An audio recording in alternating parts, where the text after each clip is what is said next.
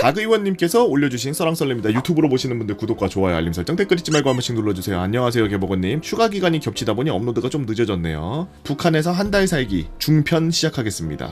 금강산에 온 지 일주일이 지났습니다. 평일은 일반 근무로 바쁘게 지냈고 주말은 쉬라고 하는데 딱히 쉴 공간이 많지는 않았죠. 북측요원에게 듣기로는 일전에 현대 아산 직원들은 쉬는 주말에 금강산을 등반하거나 호텔 주변에 북측에서 운영하는 노래방, 식당 방문, 바닷가 구경 등을 했었다고 하네요. 하지만 언급드린 바와 같이 이곳은 폐쇄되었고 모든 자산은 전부 압류되어 있는 상태였습니다. 더불어 막사와 지나는 길에 초소가 쭉 이어져 있어 금강산 관광지구를 제외하고는 나가기가 쉽지 않았죠. 그리고 이곳은 북한군이 주둔하는 군사지역입니다.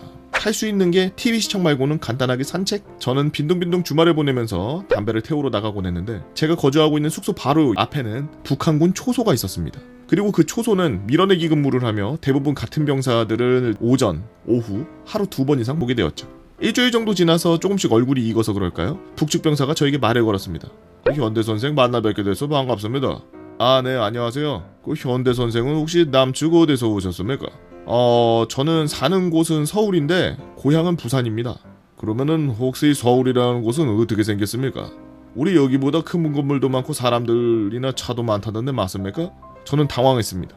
북한 군인은 병사였고 계속 서울에 대해 이야기를 물어보는 것에 처음에는 정보를 캐려 그러나? 라고 생각했는데 그런 얘긴 전혀 없고 본인이 남측 관련 영상을 본 사람으로서 들여다봤다면서 거기서 나왔던 걸 확인하는 것이었습니다.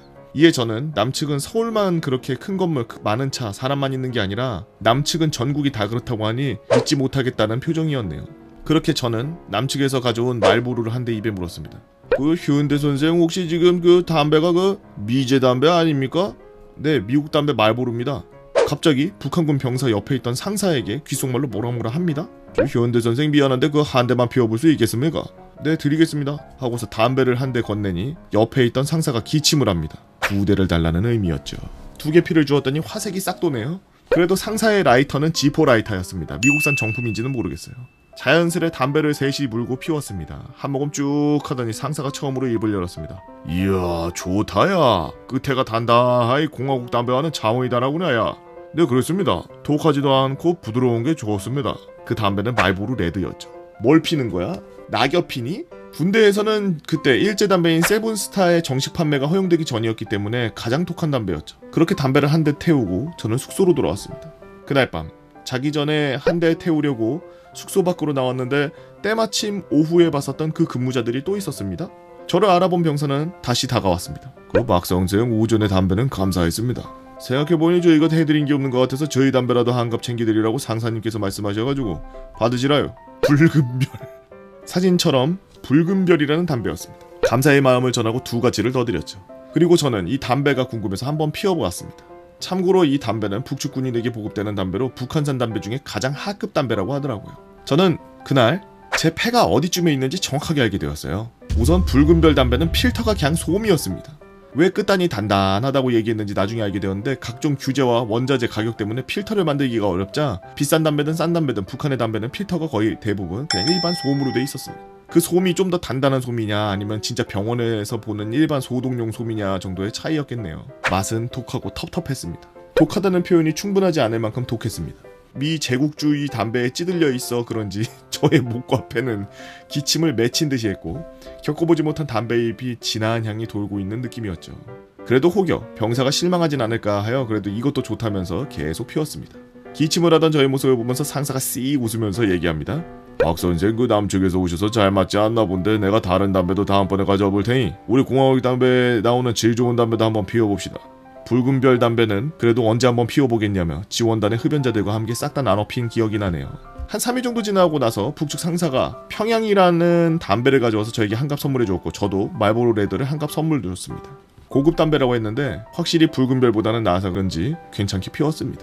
뭔가 공산당의 상징인 붉은별은 개 싸구려 싼마이로 만들고 썩어 빠진 평양은 고급지게 만들었다는 게 얼마나 지금 북한이 자기네들을 어떻게 생각하고 있는지를 이 담배 이름에서부터 느낄 수가 있네요. 붉은별이라는 게 공산당의 큰 상징이거든요. 이 붉은별 봐봐, 글씨체 봐봐, 코딕으로 갖다가 평양 봐, 한석봉의 재림이요. 그렇게 빈둥 주말을 보낸 뒤 지난주에 신청했던 각종 기물, 호텔 집기, 식자재, 물품 등이 육로로 들어오게 되었습니다. 무엇보다 물품 중에 이산가족 상봉을 행사를 하기 위해서 술, 담배, 음료 같은 것들이 동봉해서 오게 되었고, 남측 회사에서는 지원단의 어려움을 생각해서 술, 주전부리 등 먹을 것들을 조금 동봉해서 보내주었죠. 술은 참이슬 카스, 담배는 에세 라이트, 주전부리는 각 과자와 마른 안주 등이 있었습니다. 10월 30일부터 11월 1일 1차 이산가족 상봉, 11월 3일부터 11월 5일까지 2차 이산가족 상봉이 예정되어 있었고, 차근차근히 준비해가면서 낮에는 열심히 호텔 세팅과 밤에 가져온 술 및 주전부리로 하루를 지내는 일상이 되었습니다.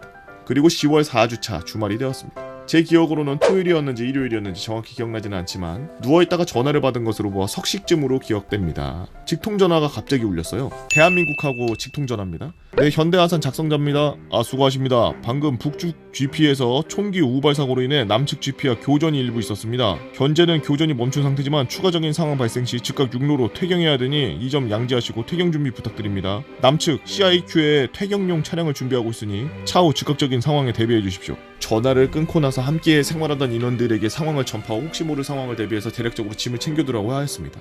밖에 나와보니 보이부 요원들이 모여서 심각하게 이야기를 하고 있더라고요. 제 담당 보이부 요원이 저를 발견하고 다가왔습니다. 야, 박 선생, 지금 상황이 안 좋으니 따로 통지가 있기 전까지는 남측 선생들의 숙소 출타를 제한합니다. 숙소로 들어가시라요. 우선 알겠다고 하고 숙소에 들어와 있었습니다. 틀어져 있던 KBS 방송에서 긴급 속보로 GP 총격전에 대한 뉴스가 나오고 있었습니다. 제가 있던 지역의 북측 방송에서도 긴급 속보로 GP 총격전에 대한 뉴스를 라디오로 바로 틀어주더라고요. 저녁 시간이 조금 지나서야 통제가 풀렸던 걸로 기억합니다. 저녁 식사 후 숙소로 들어오는데 보이부 요원이 숙소에서 알짱거리고 있었습니다. 김 선생님, 아까부터 남측에서 전화도 받았고 뉴스도 봤는데 상황이 어떻게 되었나요? 박 선생, 남측에서 먼저 우발적으로 도박할 것이 명백한데 이렇게 사과도 없이 넘어갈 수 있겠습니까? 우리 공화국은 정전협정을 위반한 적이 단 한 차례도 없는데 남측은 미국 양키에 기대어서리 계속 이렇게 도발을 하지 않겠습니까?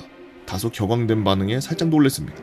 아니, 김 선생님, 제가 우리 측 부서에서 듣기도 했는데 아까 나왔던 방송에서도 북측 GP에서 먼저 5인 사격으로 시작되었다고 했는데 그게 거짓입니까? 그리고 정전협정을 위반한 사례는 지금까지 수차례 있지 않았습니까? 아울러 지금 아무리 남북관계가 안 좋은 시기라고 한다지만 금강산에 우리 지원단 인력도 있고 개성공단에도 있고 그 외 지역에도 아직 남측 인원들이 북측의 일부 상주에 있는 걸로 알고 있는데 그럼에도 남측에서 우리 목숨을 그렇게 장난치겠습니까?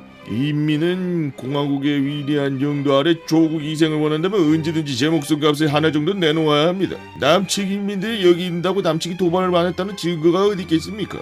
저는 할 말을 잃었습니다. 제가 가지고 있는 국민이라는 바탕이 남측과 북측이 이렇게 다르게 쓰이는구나 라는 것에 대하여 비통함을 감출 수가 없었죠. 더불어 김 선생은 확실히 북측에서 대적관과 정신교육을 지속적으로 받고자 하는 인원이라는 걸 간과할 수 없었습니다. 김 선생이 조용하고 강한 어조로 다시 말했습니다. 박 선생, 이 대화는 못 들어온 걸로 알겠습니다. 저는 평양에서 왔습니다. 우리 공화국을 대표하여 지금 선생이 일구석일투족을 생활하며 있을 뿐 아니라 우리 공화국에서 박 선생이 하는 모든 행동은 다 제가 책임지고 있습니다. 정치적인 발언은 삼가해 주시라요. 저는 그때 알게 되었습니다. 저의 모든 행동과 대화, 동선은 기록되고 보고되고 있었으며 우리는 어떤 방식으로든 아직 적으로 남아있는 국가에 소속되어 있는 사람들일 뿐이라. 그렇게 이야기를 마치고 숙소로 돌아오는데 북측에서 운영 중인 외금강 호텔로 버스 행렬이 들어왔습니다. 거기서 군인들인가 하고 쓱 보는데 북한 사람들이더라고요. 제법 많은 인원들이 내렸습니다.